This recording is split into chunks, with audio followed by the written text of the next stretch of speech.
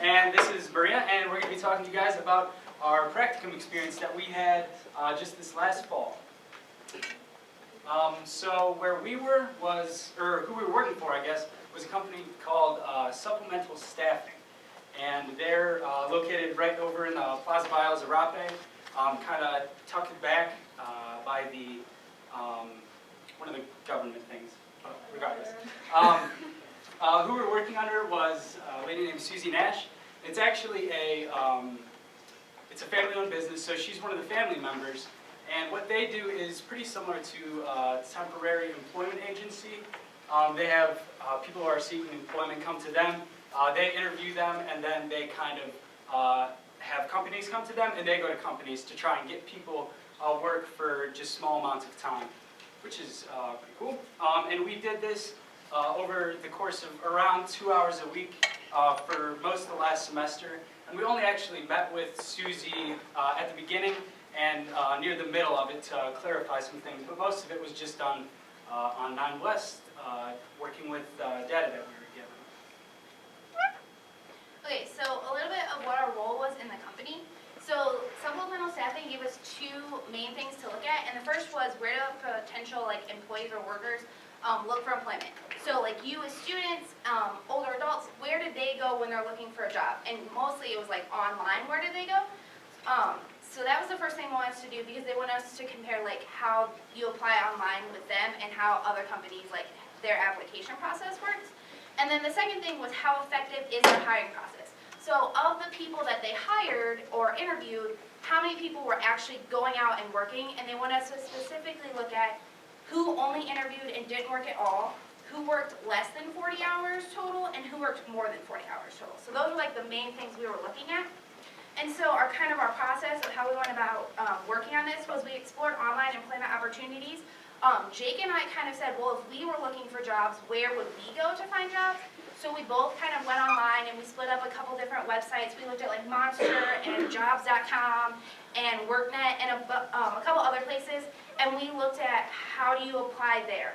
What's their application look like? What other things do they want you to include? And then we kind of compared that to what supplemental staffing had you do.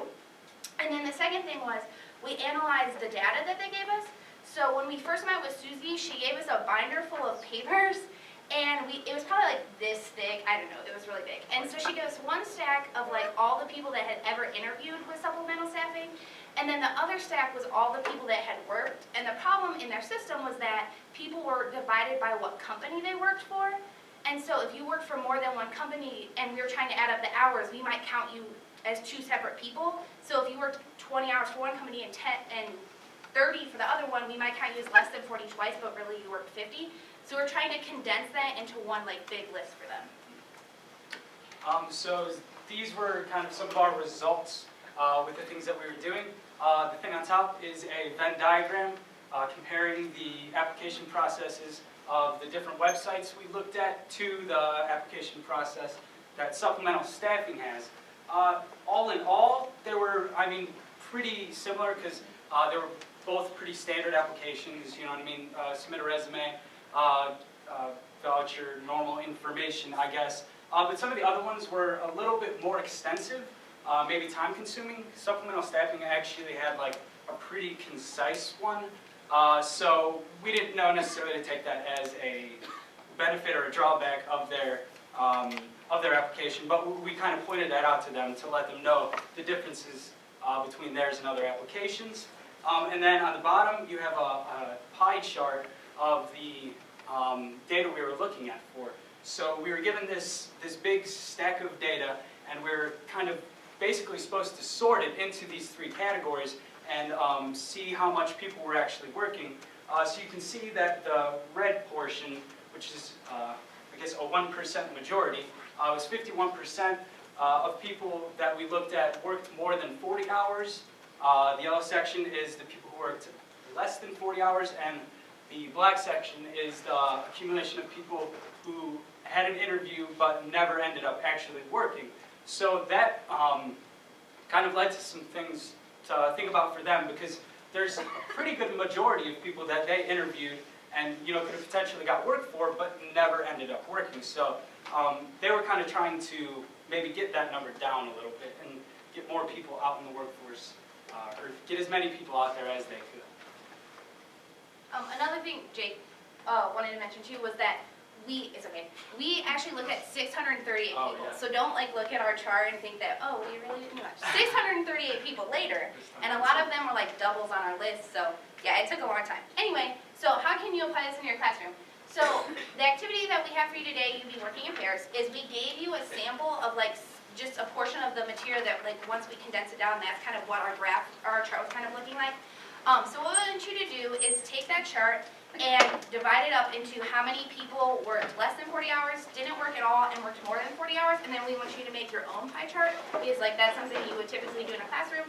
And just to clarify, if you want to calculate the percentages, you're going to add up the number of entries in each one of those columns and divide it by the total entries, which is 20, and then you multiply it by 100 to get the percentages, so we'll give you some time to work on it.